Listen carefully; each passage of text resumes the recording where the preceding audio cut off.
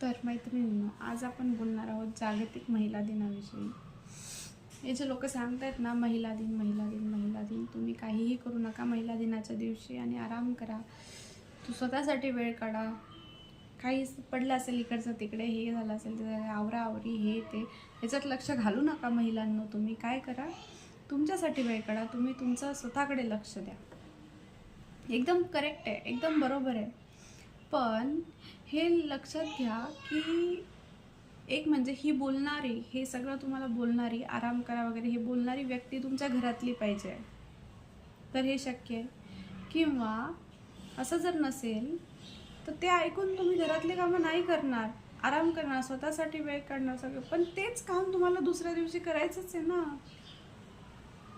बरं, त्यात तुम्हाला असं वाटत असेल की आपलं घर स्वच्छ असलं पाहिजे, काइंड ऑफ OCD, की आपल्याला नाही सगळं जागेवरच लागतं, असं असेल तर तुम्ही नाही सर्वाईव्ह करू शकणार. तो महिला दिन तुम्ही इकडे तिकडे सगळं पाहत म्हणजे तुमच्या घरातला पसारा पाहत तुम्ही नाही घालवू शकत. तुम्ही ते आवरणारच, तुम्ही छान जेवण बनवणारच आपल्या लेकरा बाळांसाठी, आपल्या नवऱ्यासाठी, आपल्या घरच्यांसाठी. आणि हे सगळं कामं करताना तसाही तुमचा दिवस जाणारच आहे, जसं की रोज जातो. तर मग जर खऱ्या अर्थाने महिला दिनाच्या दिवशी आपल्या घरातल्या महिलांना सपोर्ट करायचा असेल तर त्यातलीच एक व्हा. तिला सुट्टी द्यायची असेल तर तिचे कामं आधी कंप्लीट करा, पूर्ण करा, आवरा, मदत तरी करू लागा. लवकर केलं तिला तिचा वेळ द्या.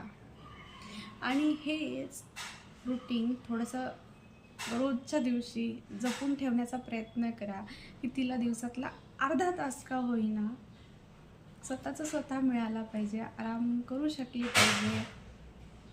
खास करून मुलं घरी असतील तर, लहान मुलं घरी असतील तर